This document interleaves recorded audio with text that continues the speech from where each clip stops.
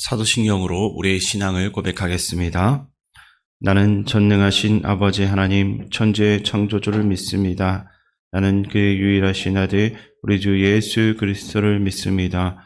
그는 성령으로 잉태되어 동정녀 마리아에게서 나시고 본디오 빌라도에게 고난을 받아 십자가에 못 박혀 죽으시고 장사된 지 사흘 만에 죽은 자 가운데서 다시 살아나셨으며 하늘에 오르시어 전능하신 아버지 하나님 우편에 앉아 계시다가 거기로부터 살아있는 자와 죽은 자를 심판하러 오십니다. 나는 성령을 믿으며 거룩한 공교회와 성도의 교제와 죄를 용서받는 것과 몸의 부활과 영생을 믿습니다. 아멘. 하나님께서 오늘 우리에게 주실 말씀은 열왕기하 15장입니다. 구약성경 586쪽입니다. 열왕기하 15장을 교독하겠습니다. 이스라엘 왕 여로보암 제27년에 유다 왕 아마시아의 아들 아사랴가 왕이 되니 그가 왕이 될 때에 나이가 16세라 예루살렘에서 52년간 다스리니라. 그의 어머니의 이름은 여골리야라. 예루살렘 사람이더라. 아사랴가 그의 아버지 아마시아의 모든 행위대로 여호와 보시기에 정직히 행하였으나 오직 산당은 제거하지 아니하였으므로 백성이 여전히 그 산당에서 제사를 드리며 분향하였고 여호와께서 왕을 치셨으므로 그가 죽는 날까지 나병 환자가 되어 별궁에 거하고 왕자 요담이 왕궁을 다스리며 그 땅의 백성을 치리하였더라. 아사랴의 남은 사적과 행한 모든 일은 유다왕 역대지략에 기록되지 아니하였느냐. 아사랴가 그의 조상들과 함께 자매 다윗성에 그의 조상들과 함께 장사되고 그의 아들 요담이 대신하여 왕이 되니라. 유다의 왕 아사랴의 제38년에 여로보암의 아들 스가랴가 사마리아에서 6달 동안 이스라엘을 다스리며 그의 조상들의 행위대로 여호와 보시기에 악을 행하여 이스라엘로 범죄하게 한 느밧의 아들 여로보암의 죄에서 떠나지 아니한지라. 야베스의 아들 살lum이 그를 반역하여 백성 앞에서 쳐 죽이고 대신하여 왕이 되니라. 스가랴의 남은 사적은 이스라엘 왕 역대지략에 기록되니라.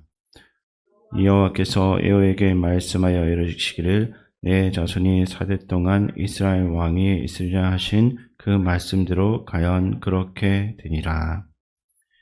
유다 왕 우시야 제39년에 야베스의 아들 살lum이 사마리아에서 왕이 되어 1달 동안 다스리니라. 가데의 아들 무나엠이 디르사에서부터 사마리아로 올라가서 야베스의 아들 살lum을 거기에서 쳐 죽이고 대신하여 왕이 되니라. 살lum의 남은 사적과 그가 반역한 일은 이스라엘 왕 역대지략에 기록되니라. 그때 무나엠이 디르사에서 와서 딥사와 그 가운데에 있는 모든 사람과 그 사방을 쳤으니 이는 그들이 성문을 열지 아니하였음이라. 그러므로 그들이 그곳을 치고 그 가운데 아이벤 부녀를 갈랐더라. 유다왕 아사랴 제39년에 가디의 아들 무나엠이 이스라엘 왕이 되어 사마리아에서 10년간 다스리며 여호와 보시기에 악을 행하여 이스라엘로 범죄하게 한 느밧의 아들 여로보암의 죄에서 평생 떠나지 아니하였더라. 아스로 왕 뿔이 와서 그 땅을 치려 하매 무나엠이 은 1000달란트를 뿔에게 주어서 그로 자기를 도와주게 하므로 나를 자기 손에 굳게 세우고자 하여 그 은을 이스라엘 모든 큰 부자에게서 강탈하여 각 사람에게 은 50세겔씩 내게 하여 아스로 왕에게 주었더니 이에 아스로 왕이 되돌아가 그 땅에 머물지 아니하였더라. 무나엠의 남은 사적과 그가 행한 모든 일은 이스라엘 왕 역대지략에 기록되지 아니하였느냐. 무나엠이 그의 조상들과 함께 자고 그의 아들 부가히아가 대신하여 왕이 되니라.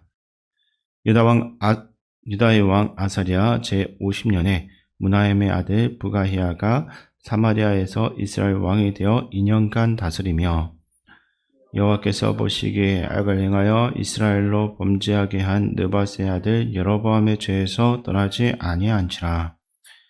그 장관 르말라의 아들 베가가 반역하여 사마리아 왕궁 호이소에서 왕가 아르곱과 아리엘을 죽이되 길라 사람 50명과 더불어 죽이고 대신하여 왕이 되었더라. 부가히아의 남은 사적과 그가 행한 모든 일은 이스라엘 왕 역대지략에 기록되니라.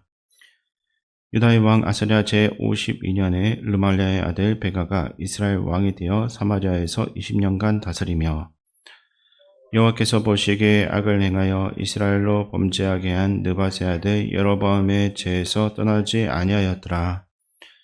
이스라엘 왕 베가 때 아스르 왕 디글랏 빌레셀이 와서 이온과 아벨벳 마아가와 야노아와 게데스와 하솔과 길라앗과 갈릴리와 납달리 온 땅을 점령하고 그 백성을 사로잡아 아스로로 옮겼더라. 우시아의 아들 요담 제20년에 엘라의 아들 호세아가 반역하여 르말리아의 아들 베가를 쳐서 죽이고 대신하여 왕이 되니라. 베가의 남은 사적과 그가 행한 모든 일은 이스라엘 왕 역대지략에 기록되니라.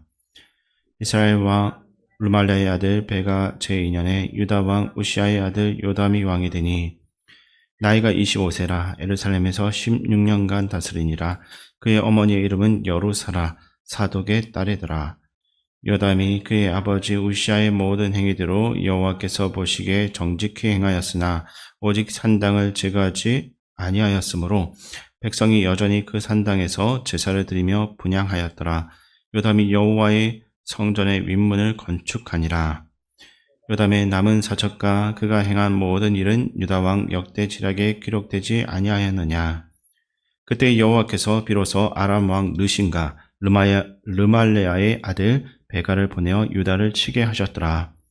요담이 그의 조상들과 함께 잠에 그의 조상 다윗성의 조상들과 함께 장사되고 그 아들 아하스가 대신하여 왕이 되니라. 아멘. 열왕기의 이야기는 행복한 엔딩으로 마무리되지는 않습니다. 결국 하나님의 뜻을 거스른 백성과 그 왕들의 심판이 그들 가운데 임하기 때문입니다. 이는 하나님께서 결코 원하신 바가 아니었지만 불순종의 결과로 반드시 그들이 맞이해야만 했던 현실이었습니다. 열왕기의 저자는 반복해서 여호와께서 보시기에 악을 행하였다라는 평가를 기록하면서 그 핵심적인 메시지를 드러내고 있는데, 특별히 오늘 본문 15장에서는 남유다의 아사랴 왕을 언급한 후 나머지는 북이스라엘의 여러 왕들을 차례로 나열하고 있습니다. 이것은 의도적인 대조라 할 수 있습니다. 남유다는 비교적 긴 시간 동안 한 왕이 통치했지만 북이스라엘은 하나님을 떠났기 때문에 그 왕권이 오래 유지되지 못하고 계속해서 자주 교체되고 혼란을 겪어야만 했습니다. 본문 3절과 4절 말씀을 제가 읽어드리겠습니다. 아사랴가 그의 아버지 아마시아의 모든 행위대로 여호와 보시기에 정직히 행하였으나 오직 산당은 제거하지 아니하였으므로 백성이 여전히 그 산당에서 제사를 드리며 분향하였고. 아멘. 아사랴도 하나님을 두려워하는 마음으로 정직하게 살았지만 이 혼합 종교가 계속해서 혼합 종교의 근원이라 할 수 있는 이 산당을 없애지는 못했습니다. 왜냐하면 아사랴는 그 당시 백성들의 눈치를 보고 있었기 때문입니다. 당시 백성들은 여전히 이방 문화에 물들어서 산당에서 제사를 드리는 습관을 버리지 못했습니다. 아사랴는 하나님을 온전히 섬기겠다라는 마음이 있었지만 동시에 백성들의 그 한심을 사야 한다라는 정치적인 계산을 가지고 있었던 것입니다. 결국 그는 백성들을 위한다는 그 명분 아래 사실상 백성들의 마음을 얻기 위해 신앙의 순수성을 훼손했던 것입니다. 오늘날 우리도 같은 유혹을 받을 수 있습니다. 하나님께 헌신한다라고 하면서도 사람들의 인정을 얻기 위해서 어느 정도 타협을 하거나 하나님께 전적으로 맡기지 못한 채 사람들에게서 무언가를 얻으려고 하는 것입니다. 그 순간부터 우리의 신앙은 점점 퇴보하고 순수함을 잃어버리게 되는 것입니다. 본문 8절에서 9절을 보면 아사랴 시대에 북이스라엘의 스가랴가 왕이 되었다고 나와 있습니다. 그는 6달 동안 다스리며 그의 조상들의 행위대로 여호와 보시기에 악을 행하였다. 그리고 느밧의 아들 여로보암의 죄에서 떠나지 않았다라고 기록되어 있습니다. 여로보암의 죄는 무엇입니까? 그는 분명 하나님께서 세우신 왕이었지만 정치적인 그 목적을 위해서 백성들이 하나님을 배신하고 범죄하게 만들었습니다. 즉 베델과 단에 금송아지를 세워서 이것을 하나님이라 부르게 하고 우상 숭배를 정당화한 것입니다. 이것은 백성들이 남유다 예루살렘 성전으로 내려가서 제사 드리지 못하게 하려는 그러한 정치적인 계산이었습니다. 자기의 권력을 빼앗길까 봐 그런 조치를 취한 것이지만 결국엔 이것이 두고두고 북이스라엘 백성들이 하나님을 떠나도록 만들었던 것입니다. 그 결과 북이스라엘 왕들은 이후에도 여로보암의 죄에서 벗어나지 못했고 그들의 통치는 계속해서 짧고 불안정했습니다. 그런데 여로보암이 금송아지를 세운 이유, 이거는 방금 전에도 말씀드렸지만 너무나 단순했습니다. 자신의 왕위가 흔들릴까 두려웠던 것입니다.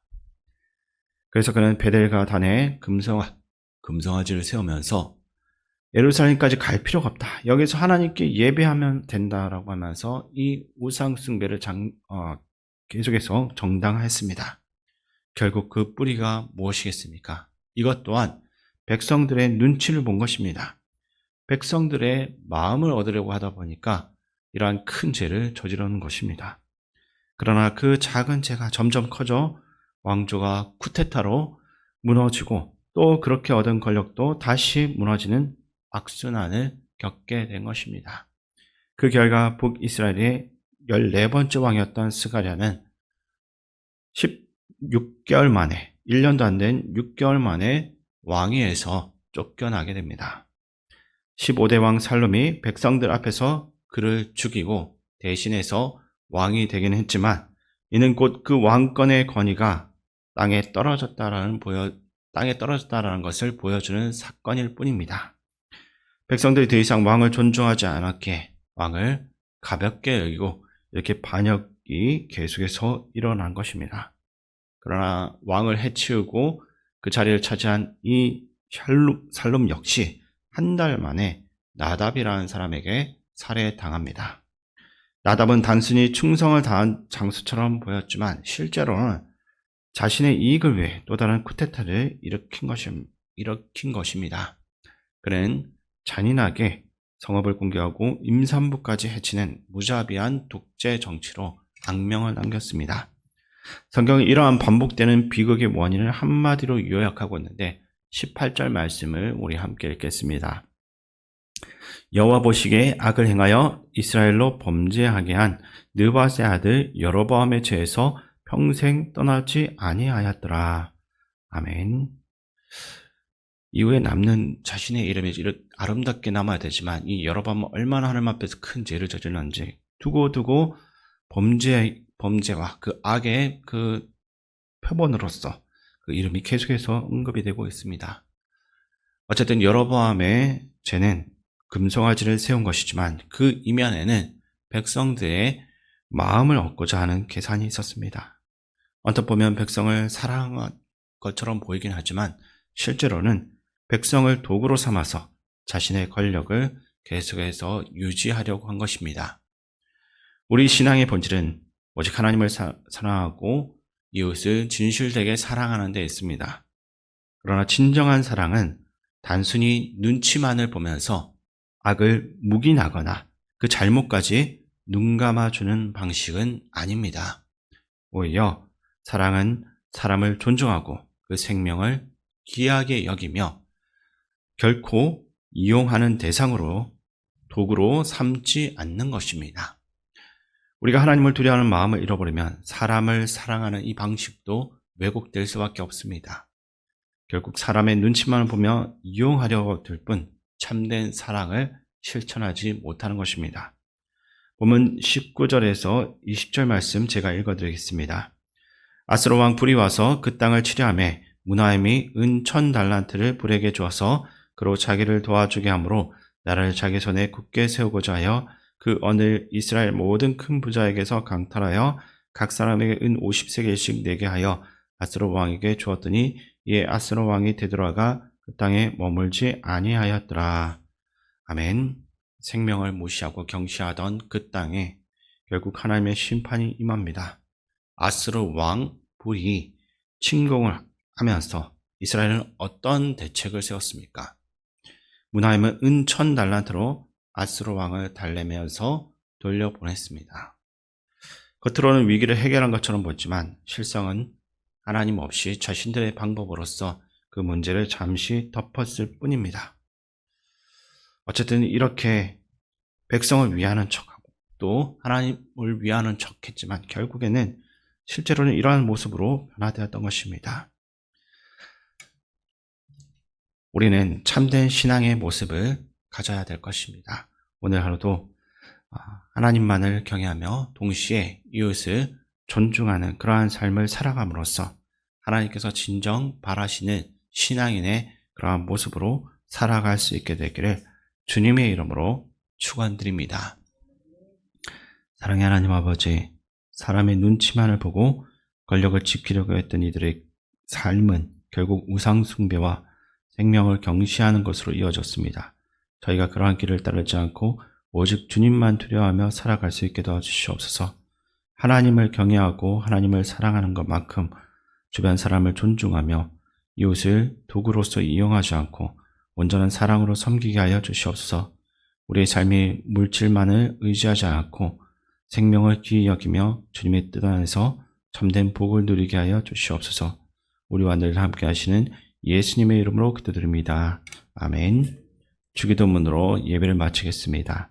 하늘에 계신 우리 아버지, 아버지의 이름을 거룩하게 하시며 아버지의 나라가 오게 하시며 아버지의 뜻이 하늘에서와 같이 땅에서도 이루어지게 하소서. 오늘 우리에게 용할 양식을 주시고 우리가 우리에게 잘못한 사람을 용서하여 준 것 같이 우리 죄를 용서하여 주시고 우리를 시험에 빠지지 않게 하시고 악에서 구하소서. 나라와 권능과 영광이 영원히 아버지의 것입니다. 아멘. 이 시간 기도할 때 온전히 하나님만을 경외하며 공동체와 이웃을 사랑하는 삶으로서 헌신한 하루가 될 수 있도록 기도하시기 바랍니다. 또한 나라와 민족, 국가 지도자, 교회 어르신들 간호들, 특별히 중환자실에 있는 이재삼 지사님과 단위고치 마사육회 성도님 위해서 회복을 위해서 기도해 주시고 다음 세대와 전 세계에서 복음 전하는 성회사님들, 담임 목사님 위해 기도할 때 교회를 지키는 영적 방패로서 굳건함과 담대한 마음 주시고 빠르게 회복될 수 있도록 함께 마음 모아 기도하며 나아가겠습니다.